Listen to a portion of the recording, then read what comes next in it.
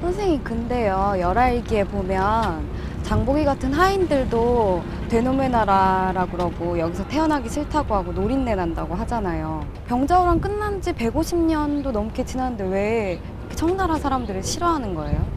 그러니까 만주족은 오랑캐고 또 병자호란의 치욕이 너무 깊었고 이제 그런 것도 있었는데 북벌론 자체가 이제 무찌르자 오랑캐인데 청나라를 겨냥한 게 아니라 조선 내부의 통치 이데올로기였거든. 그러니까 150년이 지날수록 그냥 계속 맹목적으로 그 이제 이념과 구호를 들으니까 하인들까지도 청나라는 오랑캐, 만주족, 떼놈 이게 이제 딱 도식화가 돼버린 거지.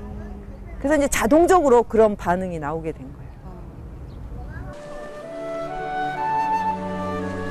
안으로 들어서자 무덤이라고 하기엔 제법 큰 규모다.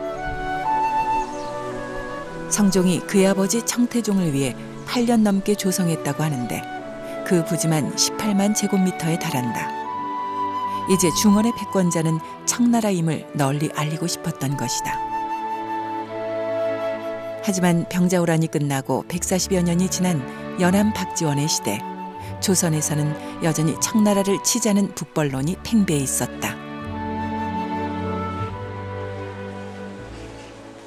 근데 그 북벌론이 사실상 가능한 거였어요? 절대로 가능하지 않고 청나라도 그걸 알고 있었고 이제 조선에서 그걸 외치면서도 이게 굉장히 공허하다 이렇게 이제 알고 있었던 거야. 쉽게 얘기하면.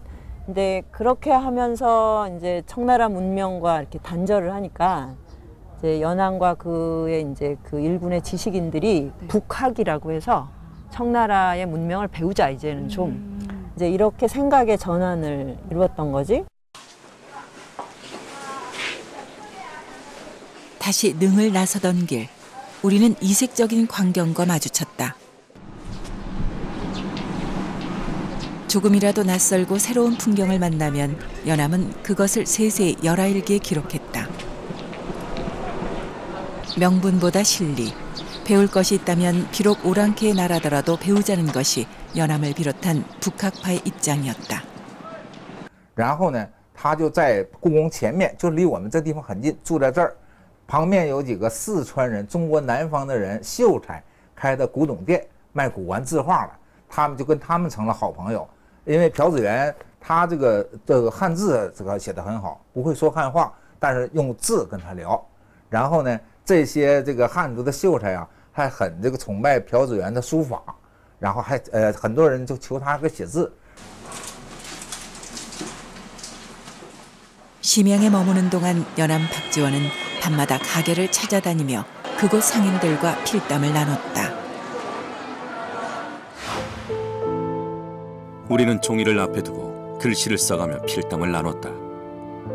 이들은 비록 학문은 높지 않았지만 자기 일에 해박한 상인들이었다. 청나라 문물과 풍속에 대해 밤새 얘기를 나누다 보면 어느새 날이 밝았다. 那我认为朴志远就是那个时期第一个睁开眼睛看中国的人。所谓百学艺，百学他们提出向中国学习，百学是孟子，中国孟子里头的话，才提出向中国学习这么一个转变，这在前代的朝鲜人当中是没有的。这很好玩，这有一点像我们今天的中国和韩国看的美国一样。我很不喜欢美国，但是它有先进的地方，我们不得不向它学习。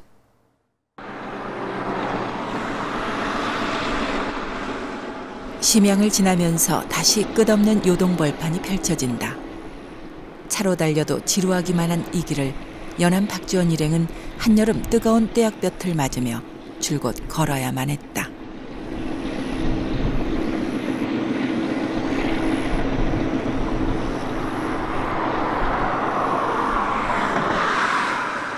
요동벌판을 동과 서로 가르는 강, 유화다.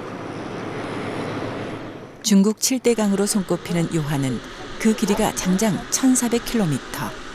중국인들에게는 어머니의 강으로 불린다.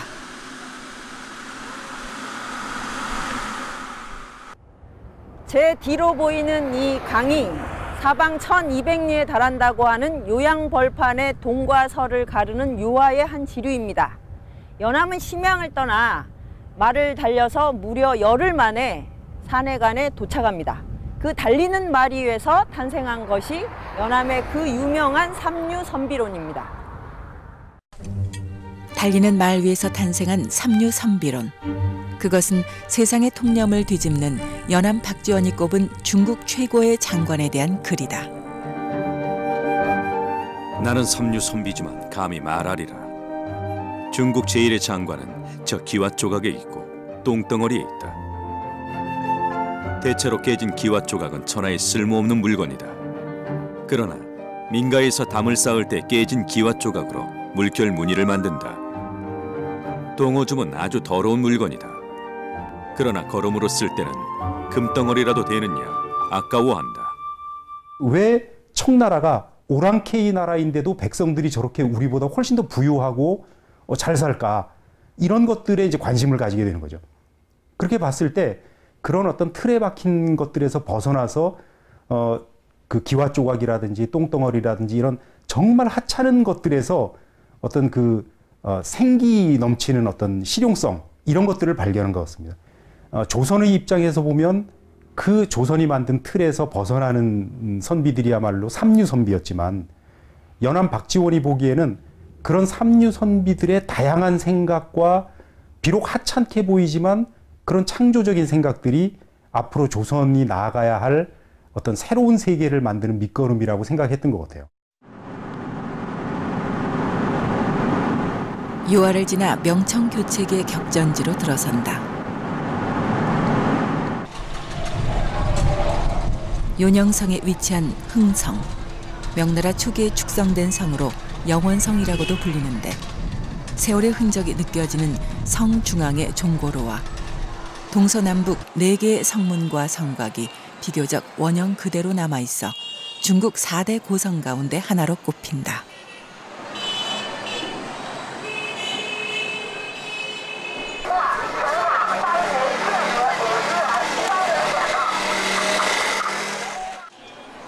영원성 앞으로는 2개의 폐루가 마주보고 있다. 폐루는 중국의 전통적인 건축 양식의 하나로 일종의 기념비적인 관문.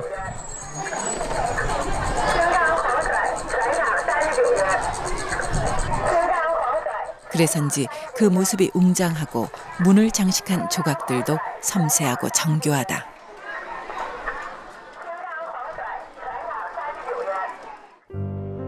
명나라 말기 이성을 지켰던 장군 원숭화는 파죽짓으로 밀고 들어오는 후금으로부터 중원을 지키기 위해 서양에서 홍위대포까지 들여오며 영원성을 강력한 요새로 개축했다. 명과 싸워 한 번도 패한 적이 없던 누르하치는 홍위대포 앞에 무너졌고 결국 부상으로 사망하게 된다. 명나라 정벌에 나선 후금으로선 치명적인 패배였다.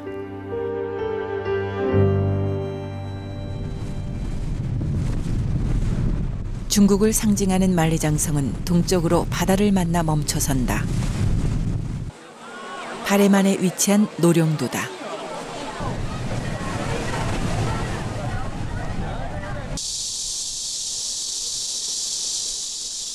노룡도에서 5km쯤 떨어진 곳에 위치한 산해관. 산과 바다를 끼고 있다 해서 붙여진 이름이다. 산해관은 만리장성에 설치된 여러 관문 가운데 가장 웅대한 관문.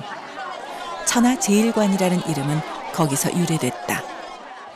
창문이 청나라 땅으로 들어오는 경계라면 산해관은 천자가 다스리는 땅으로 들어가는 관문입니다. 그래서 그 수색과 검문이 3개의 성벽을 거쳐야 할 정도로 복잡하고 엄중하기 이를 데 없었습니다.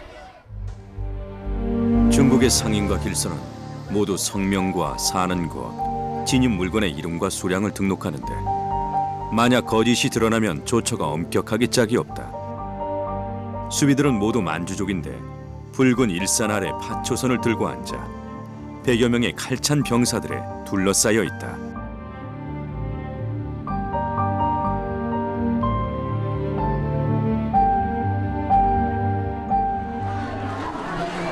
지금도 산해관에서는 관광객들을 대상으로 통관문첩을 판매하고 있다. 과거 까다로웠던 통관 절차를 떠올리게 하려는 것일까? 청나라 복시까지 갇혀 있고 한자 한자 정성껏 기록하는 할아버지의 모습이 잠옷 진지하다.